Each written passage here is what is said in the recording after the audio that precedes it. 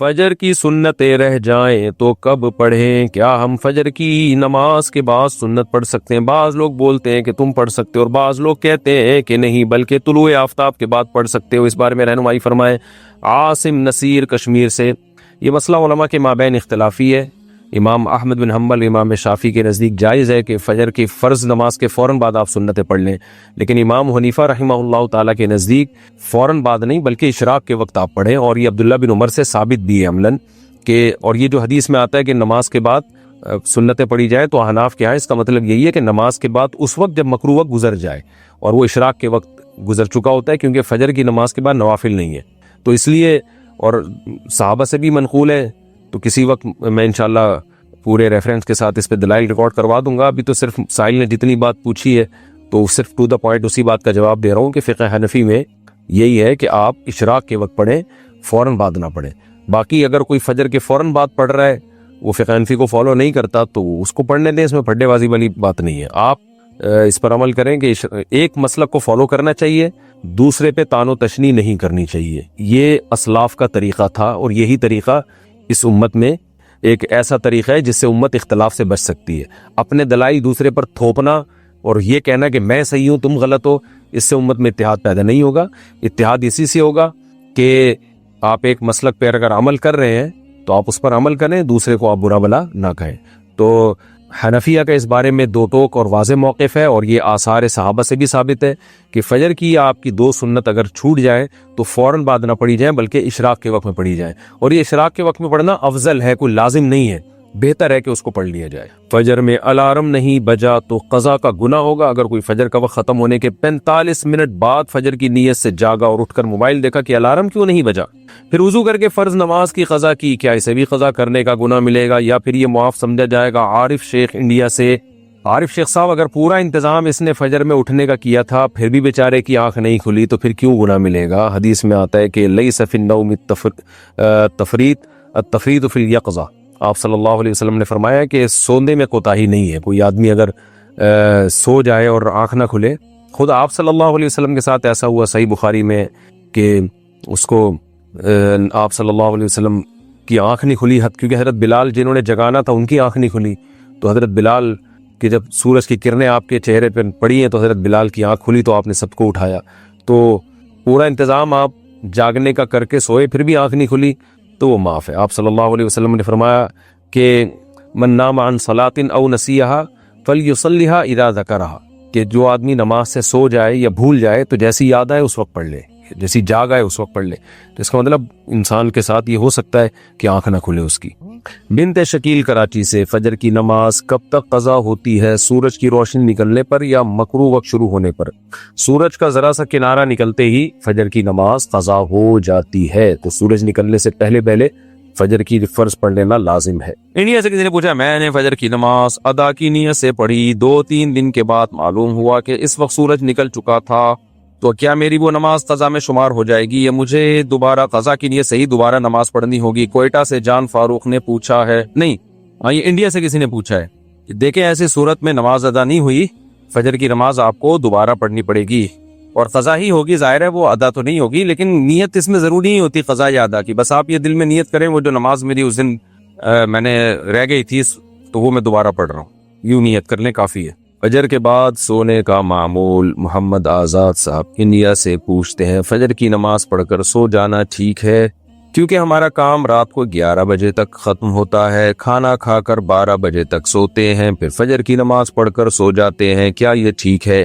دیکھیں، فجر کے بعد سونا اسلاف سے، صحابہ تابعین سے اس کی ممانعت منقول ہے۔ ممانعت گاڑی اردو ہے انڈیا والوں کے لیے خاص طور پر۔ ممانعت کا مطلب یہ ہوتا ہے کہ اس کو ناپسند کیا گیا ہے، تو فجر کے بعد سونا اچھی عادت نہیں ہے، مکروہ ہے، ناپسند میں، حرام حلال کی بات نہیں ہے، جائز تو ہے کسی بھی وقت سو جائیں آپ، کہ ناپسندیدہ ہے اور فطرت کے بھی خلاف ہے۔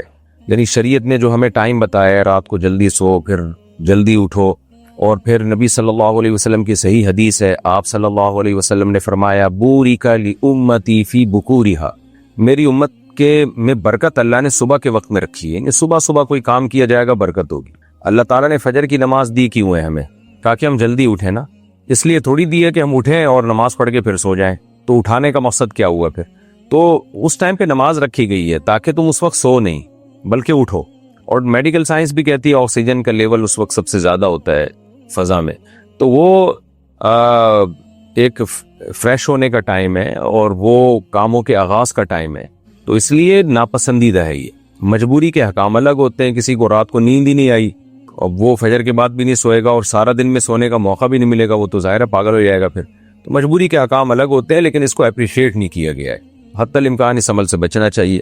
آپ نے جو یہ کہا ہمارا کام رات 11 بجے تک ختم ہوتا ہے, 12 بجے پھر ہم کھانا کھا کے سوتے ہیں, تو آپ تو جو روٹین پر عمل کر رہے ہیں نا, اتنی لیٹ نائٹ کھانا کھا کے جب سوئیں گے تو اس روٹین پر جو لوگ چلتے ہیں وہ پھر ایسا سوتے ہیں کہ پولیس سے بھی نہیں اٹھتے, وہ ایک دن ایسا سوتے ہیں. اس سے تو ہارٹ کے مسائل, شوگر آپ کو ہو جائے گی. تو رات کو تو ویسے بھی کم کھانا چاہیے, اور اتنا لیٹ کھانا یہ صحت کو بھی برباد کر رہے ہیں. تو اس لحاظ سے بھی یہ مکروہ ہے کہ قرآن کیا کہتا ہے, لا تلقوا بایدیکم الی التہلکہ, اپنے آپ کو خود ہلاکت کے گڑھے میں مت ڈالو, اپنے ہاتھوں سے خود اپنے آپ کو برباد مت کرو. تو کام رات کو 11 بجے آپ کا اگر ختم ہوتا بھی ہے نا, تو کھانا آپ جلدی کھا لیں.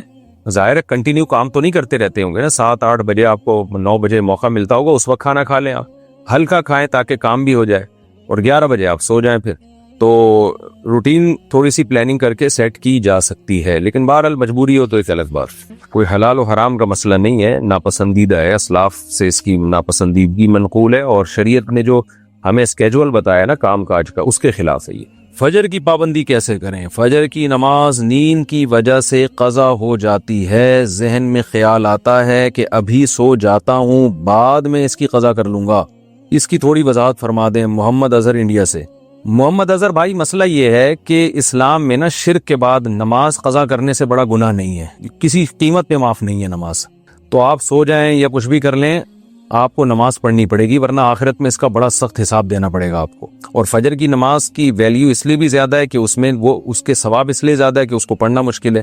تو 2 کام میں آپ کو بتاتا ہوں, وہ اگر کر لیں تو انشاءاللہ آپ سے پابندی ہو جائے گی. نمبر 1, صبح اٹھنے کے لیے آپ ایک الارم والی گھڑی لیں جس کے الارم کی آواز بہت تیز ہو, اور وہ آپ جہاں سوتے ہیں نا اس جگہ سے دور رکھیں, کہیں دور الماری پہ رکھیں, تاکہ جب وہ بجے تو اتنی زور سے بجے کہ آپ کے 14 طبق روشن ہو جائیں, اور محلے والے آپ کو بولیں کہ بھائی جا کے اس کو بند کرو.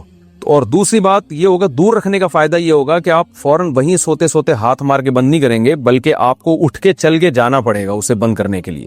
تو اتنی تیز آواز ہو کہ آپ دوڑتے ہوئے جائیں اٹھ کے, تو اس سے انشاءاللہ آپ کی آدھی نیند بھی غائب ہو جائے گی, اور جو سستی تھی وہ بھی کم ہو جائے گی, اور آپ انشاءاللہ اٹھ بھی جائیں گے. دوسرا کام آپ نے یہ کرنا ہے کہ جس دن فجر کی نماز قضا ہو جائے اس دن آپ نے فجر صبح کا ناشتہ نہیں کرنا ہے. اگر آپ ناشتے کے عادی ہیں تو اس دن کا ناشتہ آپ گول کر دیں سزا کے طور پر, تو یہ بھی ہے. اور اگر آپ ویسے ہی ناشتے کے عادی ہیں, ناشتہ کرنے کا آپ کا معمول نہیں ہے, تو پھر آپ اس دن لنچ غائب کر دیں, بولے آج کھانا نہیں کھاؤں گا میں, تو کچھ سزا دیں اپنے آپ کو, تو اس سے انشاءاللہ آہستہ آہستہ اس بری عادت سے آپ کی جان چھوٹ جائے گی. اشرا یاسین خان انڈیا سے. ہم جوائنٹ فیملی میں رہتے ہیں, میرے جیٹھ نے ہندو لڑکی سے شادی کی ہے, نکاح کے وقت اس کو اسلام قبول کروایا لیکن صرف گھر والوں کو دکھانے کے لیے. ان کی بیوی شادی کے بعد بھی ہندو مذہب پر قائم ہے, اب وہ حاملہ ہے, ہم ایک گھر میں رہتے ہیں, ہمارے لیے کیا حکم ہے؟ دیکھیے اگر اس نے اسلام قبول کیا ہے تو پھر دل کی نیت پہ شک کرنا کہ دل سے قبول نہیں کیا, دکھلاوے کے لیے کیا ہے, ہم تو اس کے مکلف نہیں ہیں. جو بھی کلمہ پڑھ کے اسلام کا اعلان کرے, ہم تو شرعاً اس کے پابند ہیں کہ ہم اس کو مسلمان سمجھے. تو البتہ اگر اس میں آپ نے بعد میں واضح علامتیں دیکھی ہیں کہ شادی کے بعد بھی ہندو مذہب پر قائم ہے, آپ نے کہا, تو کیا دلیل ہے آپ کے پاس؟ اگر وہ منہ سے کہتی ہیں کہ میں ہندو ہوں یا باقاعدہ مندر میں جا کے عبادت کرتی ہیں, تو پھر تو وہ یہ 100% ہندو ہے. تو ایسی صورت میں پھر یہ نکاح نہیں ہوا. وہ پریگننٹ ہو یا نہ ہو اس سے کوئی فرق نہیں پڑتا, لیکن یہ نکاح نہیں ہوا. پھر گھر والوں کو چاہیے ان کا بائیکاٹ کریں, کیونکہ مسلمان کا کسی غیر مسلم سے یعنی ہندو سکھ وغیرہ سے نکاح نہیں ہوتا, نہ مسلمان مرد کا نہ مسلمان عورت کا. صرف یہود و نصارہ ایسے ہیں کہ مسلمان مرد کا ان کی عورتوں سے نکاح ہو جاتا ہے, اس کے علاوہ یہ نکاح شرعاً کالعدم ہے. تو یہ بہت بڑا جرم ہے, لیکن آپ ایک دفعہ ان کو بتا دیں اور ان سے تعلق چھوڑ دیں. آپ مان جائیں ٹھیک ہے, نہیں مانیں تو پھر یہ آپ کا مسئلہ نہیں ہے, کیونکہ آپ تو اس گھر کی مالکہ نہیں ہیں. تو اس گھر کے جو مالک ہیں وہ تو سربراہ ہیں, یا جو بھی جیٹھ تو ویسے بھی بڑا ہوتا ہے عمر میں. تو آپ پھر اپنا گھر خراب کرنے کی کوشش نہ کریں, آپ بس ان سے ریزرو ہو جائیں, ان سے تعلق جو ہے نا, ویسے بھی جیٹھ تو شرعاً نامحرم ہی ہوتا ہے, تو اس کی وائف سے بھی آپ تعلق نہ رکھیں. بتائیں بھئی ہمارے مذہب میں یہ جائز نہیں ہے, یہ جو کچھ ہو رہا ہے یہ بدکاری ہے۔ مفتی صاحب، ایک شخص نے کسی کے 50,000 روپے چوری کیے اور اس میں سے 30,000 روپے ضائع ہو گئے۔ اب اگر وہ 30,000 روپے کا منافع حاصل کرنے کے لیے 20,000 روپے سے کاروبار شروع کرتا ہے تو کیا یہ جائز ہے؟ کیا مطلب بھائی؟ ایک شخص نے کسی کے 50,000 روپے چوری کر لیے، 30,000 روپے اس میں سے ضائع ہو گئے، اور اگر وہ 30,000 کا روپے کا منافع حاصل کرنے کے 20,000 روپے سے کاروبار شروع کرتا ہے تو کیا یہ جائز ہے؟ کہاں سے جائز ہے بھائی؟ یہ تو چوری کی رقم ہے، تو یہ تو اس پر لازم ہے کہ اس رقم کو واپس کرے، لوٹائے، اور جو 30,000 روپے ضائع ہوئے وہ بھی اس کے ذمہ ہے لوٹانا۔ مفتی صاحب، 2 سال پہلے میرے والد اور تایا ابو کا کار ایکسیڈنٹ ہوا تھا، اس میں میرے تایا ابو کی وفات ہو گئی تھی اور میرے والد صاحب کے دماغ پر چوٹ لگی تھی۔ یہ دونوں مشترکہ کاروبار کرتے تھے۔ ایکسیڈنٹ سے تقریباً 10-15 دن پہلے انہوں نے 1 لاکھ روپے قرض لیا تھا۔ یہ قرض تایا ابو لے کر آئے تھے اور انہوں نے ابو کو جس سے لے کر آئے تھے ان کا نام بھی بتایا تھا۔ دماغ پر چوٹ لگنے کی وجہ سے ابو کا دماغی توازن تقریباً 2 ماہ بعد ٹھیک ہوا۔ صحت مند ہونے کے بعد جب ابو قرض واپس کرنے گئے تو اس شخص نے کہا کہ اس نے تو کوئی قرض نہیں دیا تھا۔ ممکن ہے کہ ابو شاید اس کا نام بھول گئے ہوں جس سے قرض لیا تھا۔ 2 سال گزرنے کے بعد بھی ابھی تک کسی نے قرض کا مطالبہ نہیں کیا، جبکہ قرض ادا کرنے کا وقت صرف کچھ ماہ کا تھا۔ برائے مہربانی رہنمائی فرما دیں کہ ہم کیا کریں۔ قرض کی رقم ہم نے علیحدہ رکھی ہوئی ہے کہ جیسے ہی وہ شخص جس سے قرض لیا تھا مانگے گا تو اس کو دے دیں گے۔ یہی کر سکتے ہیں آپ کہ وہ رقم الگ رکھیں، انتظار کریں کہ جب وہ شخص مانگے گا تو ہم اس کو دے دیں گے۔ جب بالکل مایوس ہو جائیں، اتنا ٹائم گزر جائے، بالکل اب چانس ہی نہ ہو کہ یعنی اسباب کی دنیا میں آپ کو یہ لگے کہ اب وہ بندہ نہیں آئے گا، اگر ہوتا تو آ جاتا اب تک، جب 100% یقین ہو جائے کہ اب کوئی چانس نہیں ہے اس بندے کے آنے کا، تو پھر وہ رقم آپ صدقہ کر دیں، غریب پر ثواب، یعنی اس ثواب کی نیت سے، یعنی اس شخص کی طرف سے صدقہ کریں کہ جس سے قرض لیا تھا کہ بھئی وہ تو مل نہیں رہا، تو چلو پھر ہم صدقہ کر دیتے ہیں۔ اور اگر خود غریب ہیں تو پھر خود بھی استعمال کر سکتے ہیں اس نیت سے کہ جب وہ آئے گا تو ہم اس کو واپس دے دیں گے۔ جنید فاروق مغل کشمیر سے، بے وضو قرآن پر قرآن پڑھنا یا قرآن کو چھونا بے وضو فون پر قرآن پڑھنا یا قرآن کو چھونا جائز ہے یا نہیں؟ فون پہ قرآن پڑھنا جائز ہے، زبانی تلاوت کرنا بھی جائز ہے، لیکن قرآن مجید کو چھونا بے وضو جائز نہیں ہے۔ اگر چھونا ہو کسی ضرورت سے تو ہاتھ میں کپڑا لے کے اس سے آپ قرآن کو پکڑ سکتے ہیں۔ گلوز جب ہاتھ میں پہنے ہوئے ہوں گے تو پھر نہیں اس سے چھو سکتے، کیونکہ وہ ایسے ہی چھونا ہی کہلاتا ہے پھر وہ۔ لیکن اگر گلوز کو ہاتھوں سے اتار لیا پھر اس سے پکڑ لیا تو جائز ہے، کیونکہ وہ اب جسم سے متصل نہیں ہے، جسم سے ایک الگ چیز ہے۔ تو چادر سے پکڑ سکتے ہیں قرآن، اور گلوز کو ہاتھ سے الگ ہوں تو یعنی کسی بھی چیز سے، کسی حائل کے ساتھ پکڑ سکتے ہیں۔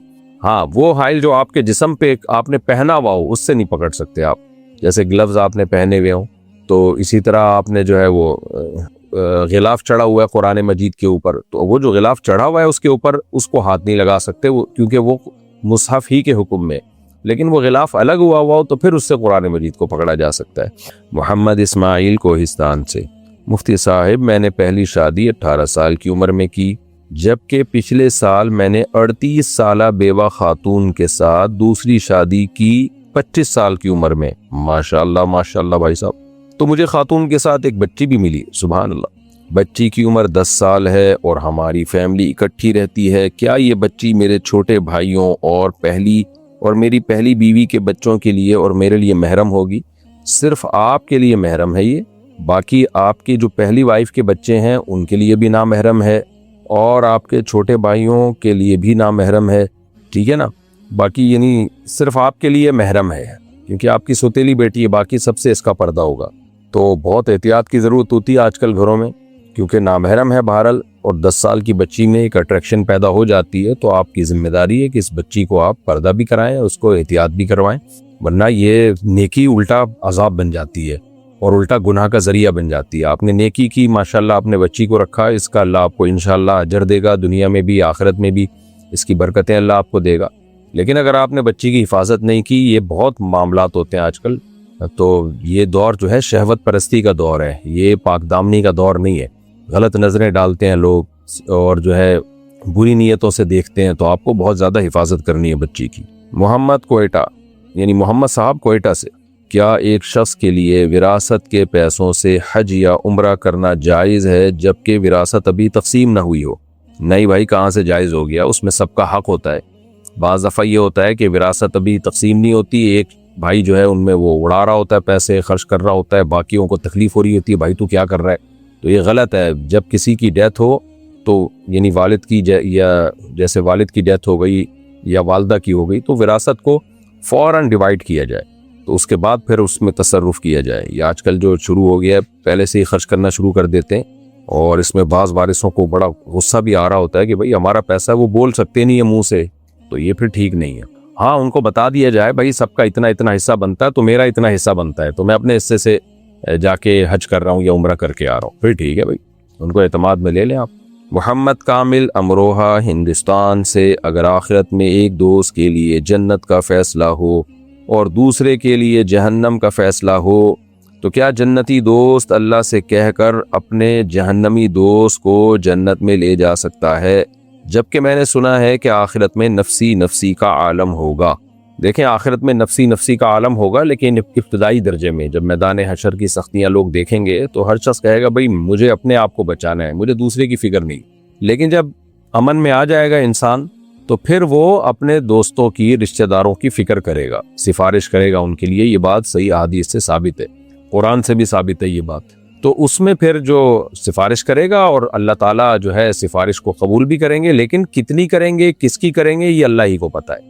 تو اس لیے اب اس میں یہ نہیں ہے کہ آپ جنت میں چلے گئے تو آپ کا دوست جہنم میں ہے تو آپ اس کو بس نکلوا کے ہی لے آئیں گے، ایسا نہیں ہے۔ آپ اللہ سے سفارش ضرور کر سکتے ہیں، تو اب اللہ قبول کرے نہ کرے یہ اس کی مرضی ہے۔ قبول کرے تو کتنی کرے؟ آپ نے کہا کہ اللہ میرا یہ دوست تھا، بڑی دوستی تھی، اس کو جہنم سے نکال لے، تو اللہ تعالیٰ یہ بھی کر سکتے ہیں کہ بھئی آپ کی سفارش کی وجہ سے اس کی سزا بہت لمبی بنتی تھی، اس میں اللہ چند سال اس کو معاف کر دیں، جیسے دنیا میں ہوتا ہے عمر قید کی سزائیں ہوتی ہیں، یا 10 سال قید با مشقت کی سزا ہوتی ہے، لیکن کوئی سفارش آنے کی وجہ سے وہ 10 سال کے 8 سال کر دیے جاتے ہیں، 5 سال کر دیے جاتے ہیں۔ تو یہ اب اللہ پر ہے۔ اس لیے اس بیس پر اعمال میں کوتاہی کرنا کہ میرا دوست چونکہ بہت نیک ہے لہذا وہ مجھے بخشوا لے گا، تو یہ اس بیس پہ اعمال میں کمی کر دینا اور شریعت کو فالو نہ کرنا، یہ پرلے درجے کی حماقت، بے وقوفی اور جہالت ہے۔ تو اس لیے آخرت میں شفاعت تو ہوگی، لیکن کس کی ہوگی، کتنی ہوگی، یہ اللہ ہی کو پتہ ہے۔ تو بلکہ قرآن سے یہ بات بھی ثابت ہے کہ سورہ صافات میں کہ انسان کہے گا کہ میرا ایک دوست تھا، میں دیکھنا چاہتا ہوں وہ کہاں ہے، تو فرشتے جنت اور جہنم کے درمیان پردہ ہٹا دیں گے، تو اس جنتی دوست کو اپنا وہ دوست جہنم میں جلتا ہوا نظر آئے گا، تو وہ کہے گا تاللہ ان کدت لتردین، اللہ کی قسم تو تو قریب تھا مجھے بھی ہلاک کر دیتا، یعنی میں نے تو تجھ سے دوستی لگائی ہوئی تھی، تو شکر ہے میں نے تیرے دین کو اور تیرے نظریات کو فالو نہیں کیا، ورنہ میں بھی برباد ہو جاتا۔ اس سے پتہ چلتا ہے بھائی وہ تو دوست ہوگا لیکن جہنم میں ہوگا، اگرچہ وہ کافر دوست کی مثال ہے وہ، لیکن اس سے بہرحال یہ پتہ چلتا ہے کہ الاخلاء یومئذ بعضهم لبعض عدو الا المتقین۔ قرآن کہتے ہیں قیامت کے دن جو متقی لوگ ہوں گے نا، ان کی دوستیاں تو ایک دوسرے کے کام آئیں گی، جو متقی نہیں ہیں وہ تو دشمن ہو چکے ہوں گے، یعنی جو برے دوست ہوں گے۔ تو اس لیے شفاعت ایک حقیقت ہے، لیکن اس پر اعتماد کر کے بیٹھ جانا اور سمجھنا کہ اب اعمال کی ضرورت نہیں ہے، یہ جہالت ہے۔ عبداللہ صاحب اسلام آباد سے، مفتی صاحب ایک بندے نے ناپاکی کی حالت میں سحری کی اور پھر اذان کا وقت قریب ہو گیا، تو اس نے اسی حالت میں روزے کی نیت بھی کر لی اور غسل اذان کے بعد کیا، تو کیا اس کا روزہ ہو گیا یا نہیں؟ جی ہو گیا، اس سے کوئی فرق نہیں پڑتا، ناپاکی کی حالت میں بھی روزہ ہو جاتا ہے۔ یوسف صاحب انگلینڈ سے، اگر بچت کر کے حج کے لیے پیسے جمع کیے جائیں مگر کبھی کبھار ضرورت پڑنے پر اس میں سے خرچ ہو جاتے ہوں تو اس کے بارے میں کیا حکم ہے؟ جائز ہے، خرچ کر سکتے ہیں، لیکن جب حج کے ایام آئیں گے، ایام سے میری مراد یہ ہے کہ جب حج کی درخواستیں جانا شروع ہو جائیں تو اس وقت تک اگر پیسے ہیں آپ کے پاس تو پھر حج فرض ہے، پھر ان پیسوں میں سے اگر آپ نے استعمال کر لیا تو پھر آپ کو کہیں سے بھی ادھار لے کے یا کسی بھی طریقے سے اس کو پورے کر کے حج کرنا پڑے گا۔ معیز اسلام آباد سے، مفتی صاحب میں نے سنا ہے کہ قوم باپ سے چلتی ہے، میرے اسٹیپ فادر ہیں، تو کیا میری قوم اسٹیپ فادر سے ہوگی یا پاسٹ فادر سے؟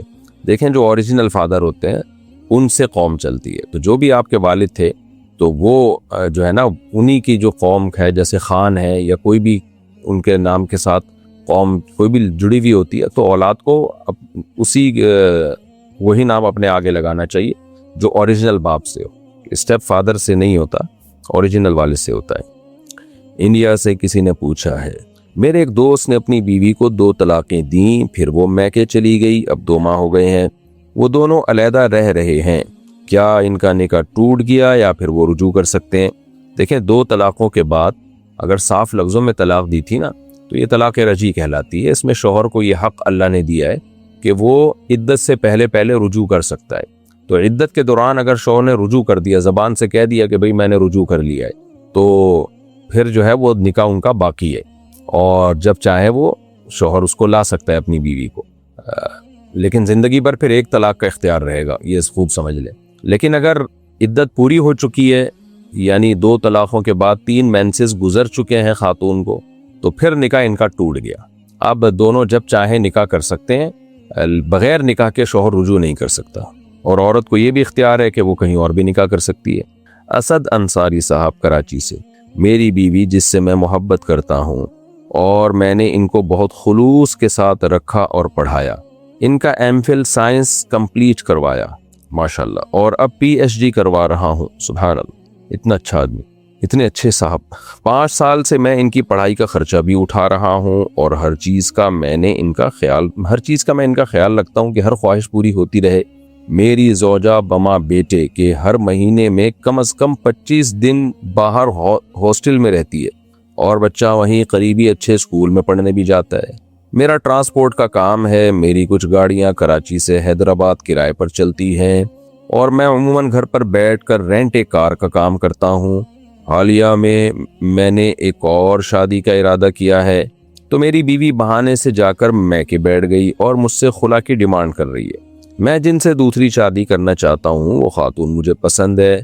पहले मेरी ज़ौजा ने शराइत रखी कि वो इस घर में नहीं आएगी, इसके लिए अलग घर दिया जाए, मेरी कोई चीज़ इस्तेमाल नहीं करेगी। ये शर्त मैंने कबूल कर ली, लेकिन अगले दिन से मेरी बीवी ने मुझसे बुरी तरह से लड़ना झगड़ना और बातें सुनाना शुरू कर दी, और अब मैके जाकर बैठ गई है। मुफ्ती साहब, जब मैं अपनी बीवी को चाहता हूँ और अपने बच्चे से भी मोहब्बत है, और मैं इनका खर्चा भी भरपूर तरीके से उठा रहा हूँ, तो क्या इनको खुला लेने का हक़ है? मेरी ज़ौजा मुझसे काफ़ी बदकलामी का मुजाहरा कर रही है, और ख़ातून जिससे मैं शादी करना चाहता हूँ उनके लिए भी काफ़ी बदज़बानी का मुजाहरा कर रही है। मैं किसी सूरत अपने निकाह के इरादे से नहीं हटना चाहता, क्योंकि ये मेरा इस्लाम में शरई हक़ है। देखो भाई, ये तो नेचुरल सही बात है, जब आप दूसरी शादी करेंगे तो पहली वाइफ की तरफ से कुछ रिएक्शन तो होगा, ये तो होगा। बाकी ये कि अब आपने करनी है तो कर लें आप, अल्लाह ने आपको हक़ दिया है। लेकिन मुझे ऐसा लगता है कि आपसे कुछ गलतियां हो रही हैं। गलती में आपने एक ये कहा कि मुझे वो खातून पसंद है जिससे मैं शादी करना चाहता हूँ। ये बात आपने अपनी बेगम को भी बोल दी होगी मुझे पसंद है, तो जाहिर है ये सियासी गलती है आपकी। आपको जितनी भी पसंद हो अपनी बेगम से ये ना बोलें कि मुझे वो पसंद है। औरत तो इससे बेचारी वो तिलमिला जाती है, तो वो तो नहीं बर्दाश्त करती शिरकत, तो उसको ये कहें कि बस मैं कर रहा हूँ, वो पसंद की बात ना करें। भाई वो कोई ज़रूरतमंद है या किसी शरन अल्लाह ने मुझे इजाज़त दी है तो इसलिए मैं कर रहा हूँ। तो इस तरह की बातें अगर बेगम के सामने करेंगे कि जी मुझे वो पसंद है, तो बेगम कहेगी कि आप ठीक है खर्चा दे रहे हैं लेकिन पसंद तो आपको वो है ना। तो ये बहुत ही ख़तरनाक बात होती है। तो इस तरह की बातों का इजहार करना नहीं चाहिए। तो आपने सीधा सीधा बस ये कहें कि भाई शरन मुझे अल्लाह ने इजाज़त दी है, मैं इसलिए कर रहा हूँ, एक सुन्नत है, अल्लाह ने मुझे माली वसाइल दिए हैं, असबाब दिए हैं, तो मैं ज़िना नहीं कर रहा, मैं बुराई से बच रहा हूँ। तो अल्लाह का कानून तो सबके लिए होता है ना, सबके मफाद को सामने रखकर अल्लाह ने कानून बनाया होता है जिसमें सबका फ़ायदा होता है। तो मैं इसलिए कर रहा हूँ। बाकी ये ना कहें मुझे पसंद है और मैं मरा जा रहा हूँ और मैं यूँ हो रहा हूँ, ये गलती होती है, ये बहुत ही ख़तरनाक बात है। इससे बीवी के दिल पे छुरे चलते हैं, उसको बहुत शदीद तकलीफ़ होती है। तो बाकी ये कि खुला अगर वो लेंगी तो शरन वो खुला का लदम है। अलबत्ता ये ज़रूर है कि जब वो खुला अल्लाह ना करे कि वो खुला के लिए अप्लाई करें, लेकिन अगर अप्लाई करती हैं तो आप कोर्ट में जाएं ज़रूर और कोर्ट में कहें कि भाई मैं नहीं देना चाहता खुला, मैं इनके पूरे हुकूक अदा कर रहा हूँ, और सबूत पेश कर दें। कोर्ट फिर भी खुला की डिग्री पकड़ाती है तो उसकी शरन कोई हैसियत नहीं है, ये आपकी बीवी ही रहेंगी। तो बाकी आपने सब्र से काम लेना है। मैं आपकी ज़ौजा को भी नसीहत करता हूँ कि भाई देखें, आपका शौहर जब आपके इतने खर्चे भी उठा रहा है, इतना आपको उसने सहूलत भी दी हुई है, तो फिर आपको भी सब्र करना चाहिए। सारे मज़े इंसान को दुनिया में नहीं मिलते, तो कुछ न कुछ हर एक को आजमाइशें उठानी पड़ती हैं। مرد اور طرح کی آزمائشیں اٹھاتا ہے، عورتیں اور طرح کی آزمائش میں مبتلا ہوتی ہیں. تو ایک آزمائش ہے، اس کو صبر کر لیں، تھوڑے دنوں میں نارمل حالت ہو جائے گی. یہ جو عورت کو سوکن کی تکلیف ہوتی ہے نا دل میں، یہ ہمیشہ نہیں رہتی ہے. تھوڑا سا وہ کمپرومائز کر لے، کچھ وقت کے بعد وہ نارمل ہو جاتی ہے.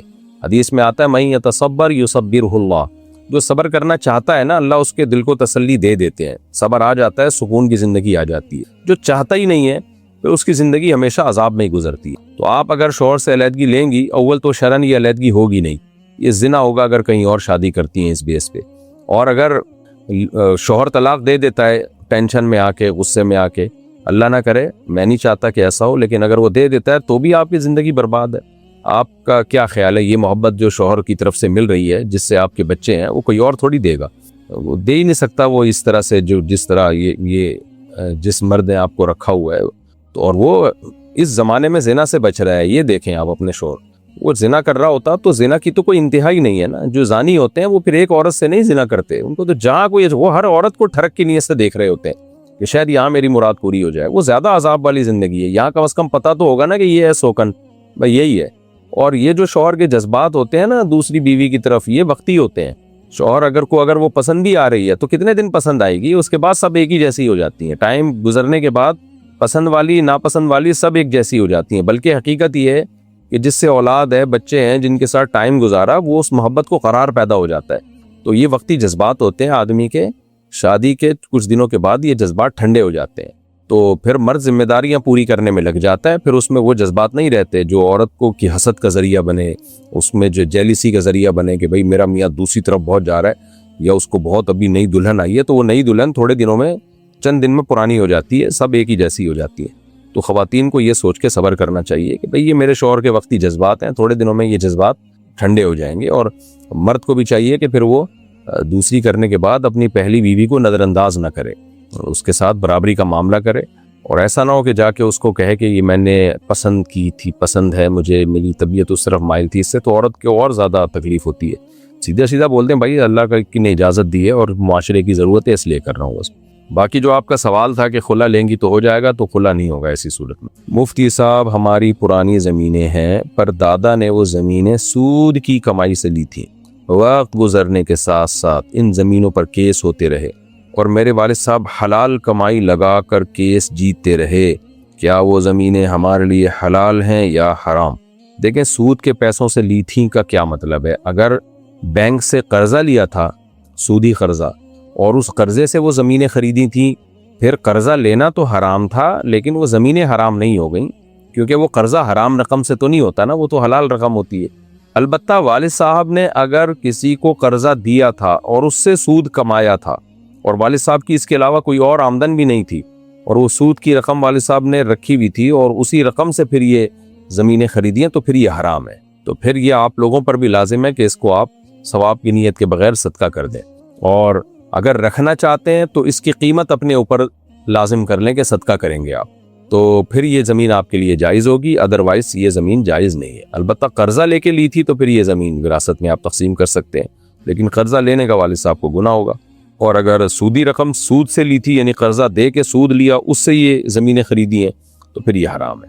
تو پھر ایک ہی صورت ہو سکتی ہے کہ جس وارث کے حصے میں جو زمین آئے وہ اس کی مارکیٹ ویلیو لگائے آج کے ریٹ کے حساب سے، اور پھر یہ اس کے اوپر قرضہ ہے گویا کہ یہ قیمت کہ یہ فقیروں کو، غریبوں کو اس نے صدقہ کرنی ہے، تو پھر اس کے لیے اس زمین کا استعمال جائز ہوگا اور صدقہ کرنا شروع بھی کر دے. یکمشت صدقہ نہیں کر سکتا تو قسطوں میں صدقہ کرنا شروع کر دے کہ ہر مہینے منتھلی کچھ اماؤنٹ باندھ دے کہ 1 کروڑ کی فار ایگزامپل زمین ہے، تو بھائی میں اب ہر مہینے جو ہے اس میں سے 1 کروڑ میں سے اتنے ہزار یا اتنے لاکھ روپے میں صدقہ کروں گا، اور پھر وہ زمین کا استعمال اس کے لیے جائز ہوگا. زیب صاحب پشین سے، میں شادی شدہ ہوں، ایک لڑکی کو طلاق ہوئی ہے اور وہ مجھے پسند بھی ہے، میں اس سے دوسری شادی کرنا چاہتا ہوں، وہ بھی راضی ہے. مسئلہ پہلی بیوی اور اس کے خاندان کا ہے. جناب یہی تو مسئلہ ہوتا ہے، اور کیا مسئلہ ہوتا ہے؟ تو کیا مجھے شادی سے پہلے کسی سے یا بیوی سے اجازت لینی ہوگی؟ دیکھیں شادی سے پہلے تو کسی سے اجازت لینا ضروری نہیں ہے، جائز ہے آپ کے لیے شادی کرنا. بس ایک چیز ضروری ہے کہ آپ حقوق دونوں کے برابر ادا کریں، اس میں ڈنڈی نہ ماریں آپ. ایسا نہ ہو کہ دوسری کی طرف بہت مائل ہو جائیں، پہلی کو لٹکا دیں، یا پہلی کی طرف مائل ہو جائیں اور دوسری کو کرنے کے بعد، شادی کرنے کے بعد پھر لٹکا دیں آپ، یہ غلط ہو جائے گا. مفتی صاحب میں ایک جوان خاتون ہوں، لڑکی ہوں، میں میرا پیپر کرافٹنگ کا یوٹیوب چینل ہے. یہ کیا ہوتا ہے بھائی؟ پیپر کرافٹنگ کیا ہوتا ہے؟ اچھا، پیپر کرافٹنگ کا یوٹیوب چینل ہے. کیا میں اس میں اپنے ولاگ بھی ڈال سکتی ہوں پورے پردے کے ساتھ چہرہ چھپا کر؟ دیکھیں نہ کریں یہ کام، چونکہ آپ جوان ہیں تو نہ کریں تو زیادہ اچھا ہے. بہرحال اگر مکمل پردے میں آپ نے ولاگ بنا لیا تو اس کی گنجائش ہے، احتیاط کے خلاف ہے، لیکن آمدن بہرحال آپ کی جائز ہوگی، آمدن حرام نہیں ہوگی. انڈیا سے کسی نے پوچھا ہے کیا قاضی اور 2 گواہوں کی موجودگی میں نکاح ہو جائے گا جس میں لڑکا دوسرے ملک میں ہو اور لڑکی دوسرے ملک میں، اور لڑکا اپنا وکیل انہی دونوں گواہوں میں سے بنائے؟ قاضی تھے، 2 گواہ تھے، جس میں لڑکا دوسرے ملک میں ہو، لڑکی دوسرے ملک میں، اور لڑکا اپنا وکیل انہی دونوں گواہوں میں سے کسی کو بنائے. دیکھیں لڑکا جب اپنا وکیل دونوں گواہوں میں سے کسی ایک کو بنائے گا، پھر لڑکی قاضی صاحب کو وکیل بنائے گی، تو یہ دونوں تو دولہا دلہن کے نمائندے ہو گئے اور ایک بندہ رہ گیا. تو ایک بندہ بیچ میں جو رہ گیا وہ گواہ نہیں بن سکتا، 2 گواہوں کا ہونا ضروری ہے. تو اس لیے اتنے تکلف کی کیا ضرورت ہے؟ ایک اور بندہ کہیں مارکیٹ سے پکڑ کے لے آئیں تو 4 بندے ہو جائیں گے. ایک وکیل بن جائے گا لڑکے کی طرف سے یعنی قاضی صاحب، اور ایک وکیل بن جائے گا لڑکے کی طرف سے یعنی ایک لڑکی کی طرف سے وکیل بن جائے گا، ایک لڑکے کی طرف سے وکیل بن جائے گا، اور 2 پھر گواہ ہوں گے. تو یہ لڑکا اور لڑکی کے وکیل ایجاب و قبول کریں گے اور 2 گواہ اس کے میں یہ ایجاب و قبول سن رہے ہوں گے وہاں بیٹھے ہوئے، تو نکاح ہوگا. جو صورت آپ نے بتائی اس میں نہیں ہوگا نکاح. جنید صاحب آسٹریلیا سے، کیا گھر میں شارٹس پہننا ٹھیک ہے؟ کیا شارٹس میں وضو ہو جاتا ہے؟ شارٹس میں وضو کر کے پینٹ یا ٹراؤزر پہن کر نماز پڑھ لیں تو نماز ہو جائے گی؟ یہ جنید صاحب پوچھ رہے ہیں تو ظاہر اپنے بارے میں میرا خیال پوچھ رہے ہوں گے. دیکھیں شارٹس پہننا اتنا کہ ناف سے لے کے گھٹنے تک یہ علاقہ سطر میں داخل ہے، اس کا چھپانا مرد واجب ہے. تو یہ صرف آپ نے پہن لیا تو نماز تو آپ کی ہو جائے گی، مگر یہ نماز مکروہ ہوگی، ناپسندیدہ ہوگی، کیونکہ نماز پراپر ڈریس میں پڑھنا لازم ہے. ہو سکتا ہے کوئی صاحب یہ کہیں کہ حدیث میں حضرت جابر کی حدیث ہے بخاری کی جس میں آپ نے بغیر کرتے کے نماز پڑھی ہے. تو بھائی اس زمانے میں رواج تھا، صحابہ کرام کے پاس تو پورے کپڑے نہیں ہوتے تھے کہ اوپر بھی قمیض ہو نیچے شلوار ہو، غربت کا دور تھا. حضرت جابر نے اس کی وجہ بھی آگے یہ بتائیے. تو جب غربت کا دور ہو، رواج ہی نہ ہو، لوگوں کے پاس کپڑے ہی کم ہو تو ایک الگ بات ہے. لیکن جب لوگوں کے پاس گنجائش ہے اور آپ کسی بھی محفل میں ایسے شارٹس پہن کے جانا یہ معیوب سمجھا جاتا ہے کسی بھی پروقار محفل میں. تو اس لیے نماز میں ایسے لباس میں اللہ کے سامنے کھڑے ہونا بھی ناپسندیدہ اور مکروہ ہے. تو نماز ہو تو جائے گی، آپ نے صرف ناف سے لے کے گھٹنے تک کا ایریا کور کر لیا مرد نے تو نماز ادا ہو جائے گی. لیکن بہرحال یہ مکروہ ناپسندیدہ ہے. خذوا زینتکم عند کل مسجد، اللہ کہتے ہیں ہر نماز کے وقت زینت اختیار کرو. تو زینت پراپر ڈریس کو کہا جاتا ہے، تو پراپر لباس پہن کے نماز پڑھنی چاہیے. باقی پینٹ یا ٹراؤزر وغیرہ پہنا، اوپر آپ نے کرتا پہن لیا تو بھی ٹھیک ہے، تو بھی نماز ادا ہو جائے گی. باقی نماز شرٹ میں بھی ہو جاتی ہے، کوئی ناجائز نہیں ہے، البتہ بہت چست کپڑوں میں نماز پڑھنا جائز نہیں ہے.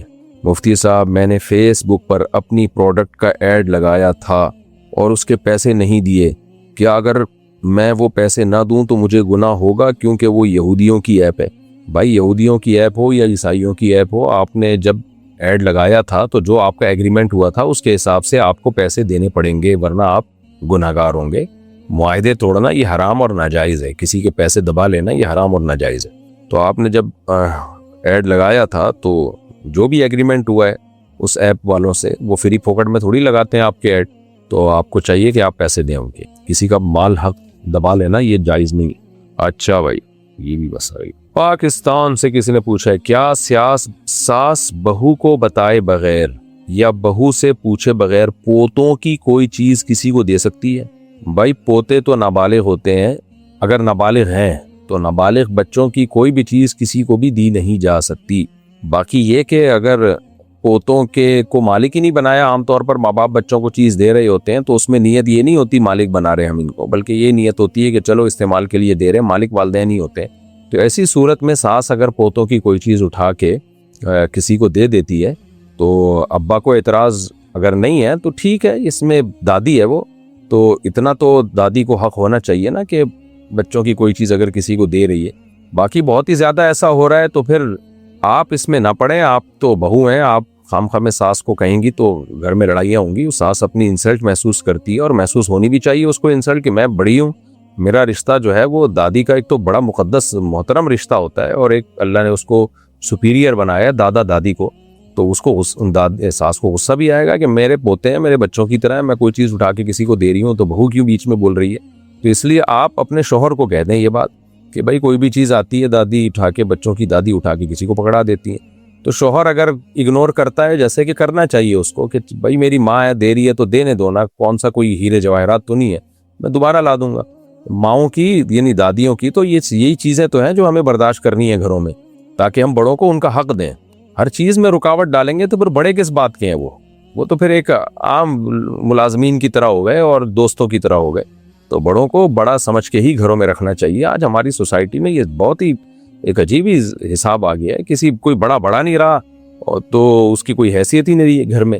تو دادی نے ایک زندگی گزار لی ہے بچوں کی دادی نے، پھر دادی کو تو بچوں سے بڑی محبت ہوتی ہے، اگر اٹھا کے کوئی چیز دے رہی ہے تو نہیں صحیح کر رہی ہوں. میں اگر ہوتا تو دادی کو محبت سے سمجھاتا کہ ایسا مناسب نہیں ہے، لیکن کر رہی ہے، دادیوں کو کون سمجھا سکتا ہے. پھر بھی اگر کر رہی ہیں تو کرنے دیں، کوئی بات نہیں. دادی جو ہے کچھ چیزیں لا کے دیا ہی بچوں کو اس نیت سے کریں کہ ہمیں پتہ ہے کہ دادی اٹھا کے کسی اور کو دے دیں گی، تو کوئی بات نہیں یار، دادی خوش ہو جائیں گی. بچے پالنا جہاں ثواب ہے، دادی پالنا اس سے بھی زیادہ ثواب ہے. اس لیے تھوڑا سا اس میں دل بڑا رکھنا چاہیے. کل آپ نے بھی دادی بننا ہے، یہ بھی ذہن میں سوچیں نا، کل آپ بھی تو کسی کی دادی ہوں گی. تو خواتین کو غصہ تو بہت آتا ہے یہ سن کے، لیکن بہرحال سب نے دادی بننا ہے، اور بڑھاپے میں دادی بننے میں ہی مزے ہیں. دادی نہیں بنی تو تنہائی کاٹ کے کھائے گی. تو اس لیے دادی کو تو چاہیے کہ نہ کریں یہ کام، بچوں کی چیزیں دوسروں کو اٹھا کے نہ دیں. لیکن دادی کو سمجھانا اونٹ کو رکشے میں بٹھانے سے زیادہ مشکل ہوتا ہے.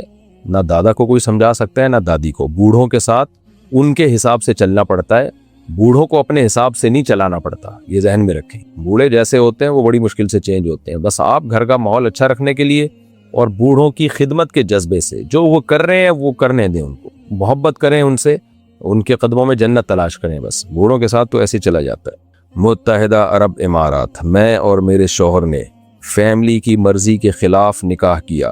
جب اس کے گھر والوں کو پتہ چلا تو مجھے طلاق دینے کو کہا. اچھا، یعنی گھر والوں نے شوہر کو کہا کہ ان کو طلاق دے دیں.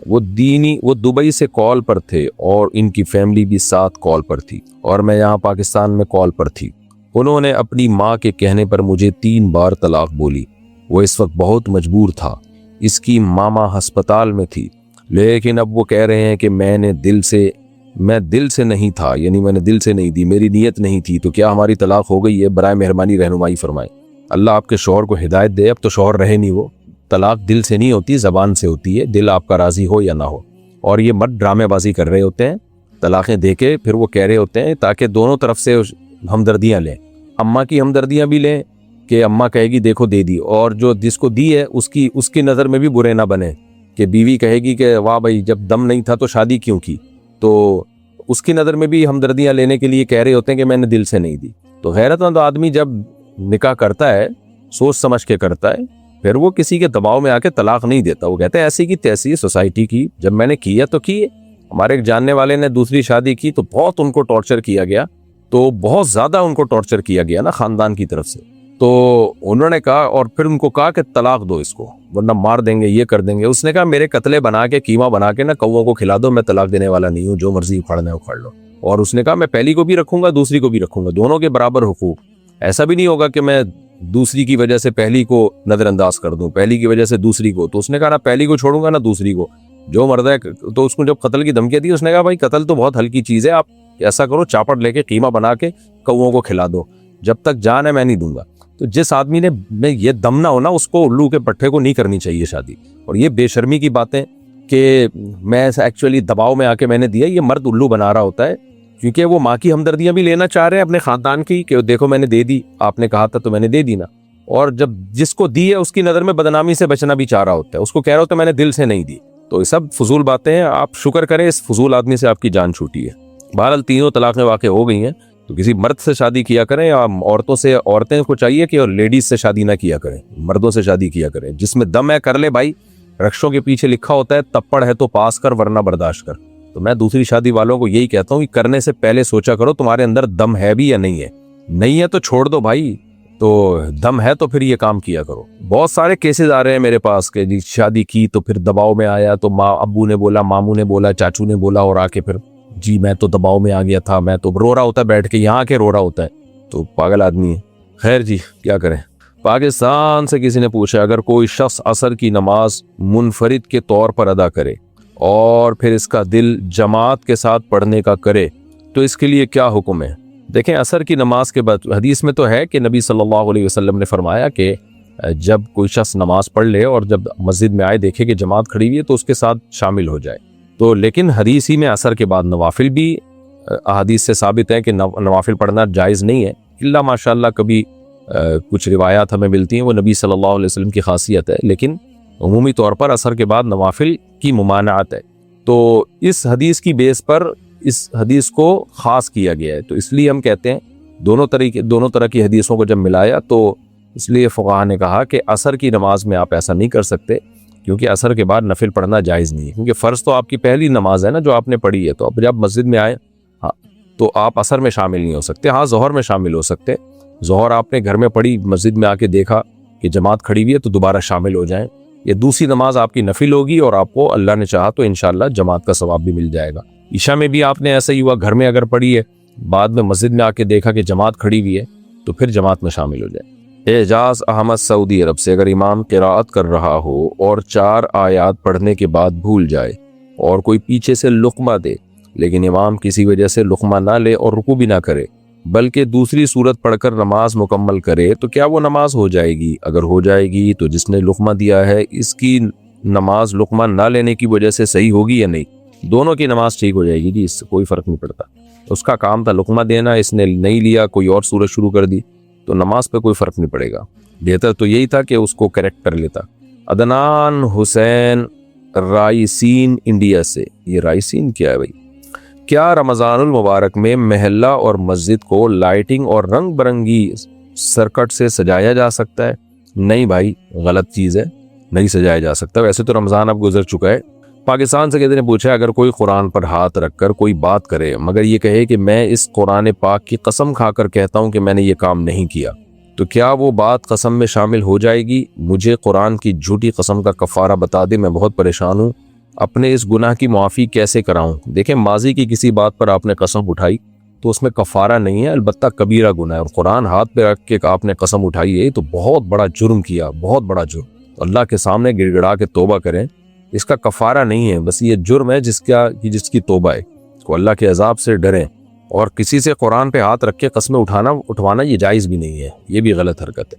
پاکستان سے کسی نے پوچھا قے آنے پر معلوم نہیں تھا کہ روزہ ٹوٹا ہے یا نہیں ٹوٹا، اس کے بعد جان بوجھ کر پانی پی لیا، بعد میں معلوم ہوا کہ الٹی سے روزہ نہیں ٹوٹتا، تو اس کا روزہ ہوا یا نہیں؟ روزہ تو نہیں ہوا کیونکہ پانی پی لیا آپ نے بعد میں. جب پانی پی لیا تو روزہ تو ٹوٹ گیا نا. الٹی اگر خود بخود آ جائے تو اس سے روزہ نہیں ٹوٹتا. تو اب روزہ نہیں ٹوٹا آپ کا، لیکن آپ نے یہ سمجھے کہ روزہ ٹوٹ گیا ہے اور پھر روزہ توڑ لیا سچی بچی کا. تو رمضان کا اگر ایسا روزہ تھا تو روزے کی صرف قضا لازم ہے، کفارہ لازم نہیں ہے. اور نفلی روزہ اگر تھا تو اس کی تو ویسے ہی کفارہ نہیں ہوتا اس پہ.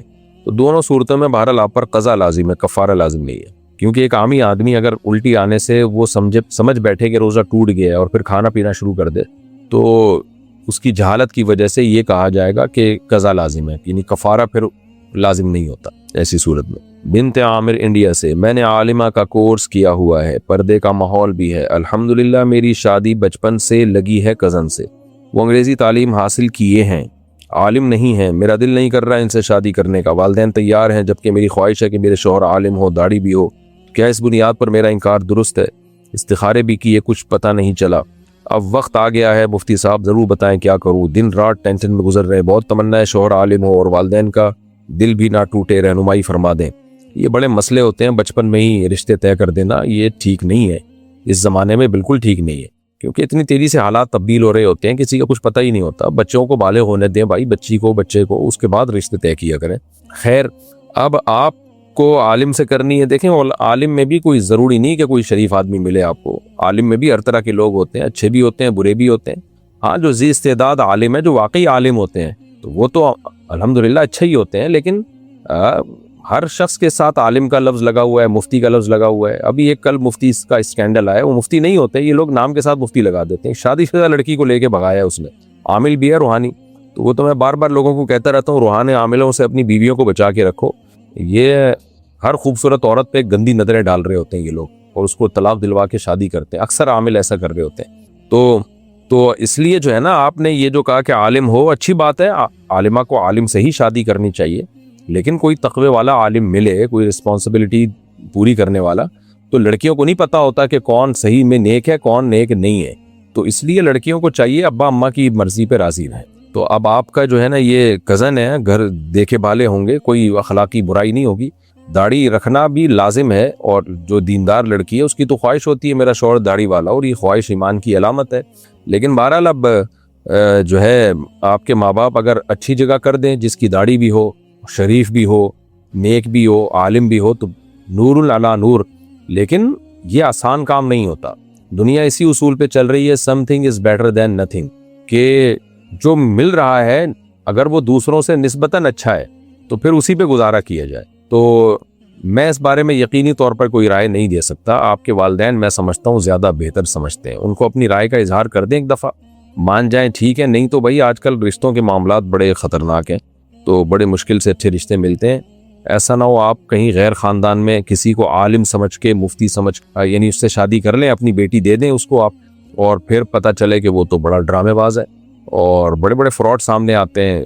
عالموں کے بھی آ رہے ہوتے ہیں جو مدرسوں سے فارغ ہوتے ہیں, جاہلوں کے بھی آ رہے ہوتے ہیں. تو اس میں صرف عالم ہونا یا مدرسے سے فارغ ہونا کافی نہیں ہے. اس کو جب تک پرسنلی کسی کے بارے میں 100% یقین نہ ہو کہ یہ میری بیٹی کے لیے اچھا ہے, اس کو اپنی بیٹی اس وقت تک نہ دی جائے. ہاں, دو اچھے لوگوں کا رشتہ آیا, دونوں کے بارے میں آپ کو پتا ہے بھئی ایک نمبر خاندانی لوگ ہیں, پھر اس میں عالم کو غیر عالم پر ترجیح دینی چاہیے.